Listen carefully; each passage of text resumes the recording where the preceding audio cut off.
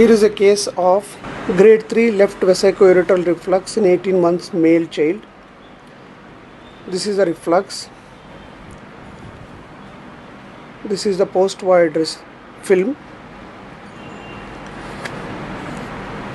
The laparoscopic detrusography is shown in this video.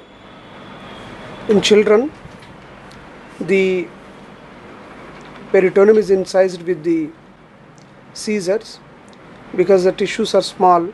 Preferably, energy sources are not used liberally like in adults. Now, ureter is mobilized like this up to the insertion of the bladder.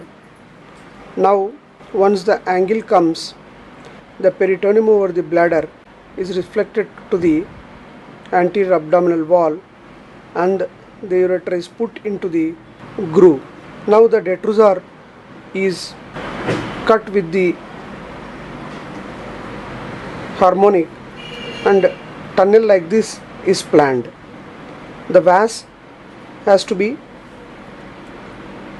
identified, mobilized, and the vas should be lifted up so that the vas will be anterior to the ureter.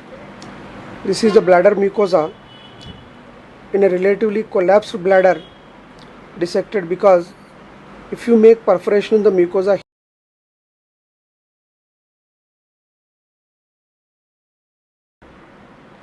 the backing of the ureter will weaken. Again we have to suture. To avoid that, very careful, meticulous detrusor muscle incised and the mucosa is separated so that a tunnel nice is formed. Now once this is done,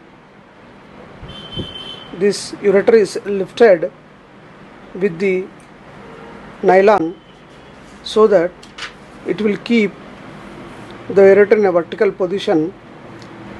Now we suture the detrusor muscle from below up so that you can nicely see the tunnel, and you can also assess the length of the tunnel easily, so that once it achieves 1:4, 1:5 ratio, we can stop the detrusor closure. By lifting the ureter with the stay stitch, one hand will be free and extra port may not be necessary. This is the third stitch. You should avoid staking bite with the ureter, and in this case we have stented and we removed the stent after a few days so that kinking of the ureter and obstruction is avoided. In these cases, obstruction should be avoided. This is the fifth suture, most probably the last, and because it is at the other side detrusor, separately detrusor is taken on either side and the needle is back from below, and then suture to tighten the detrusor is done.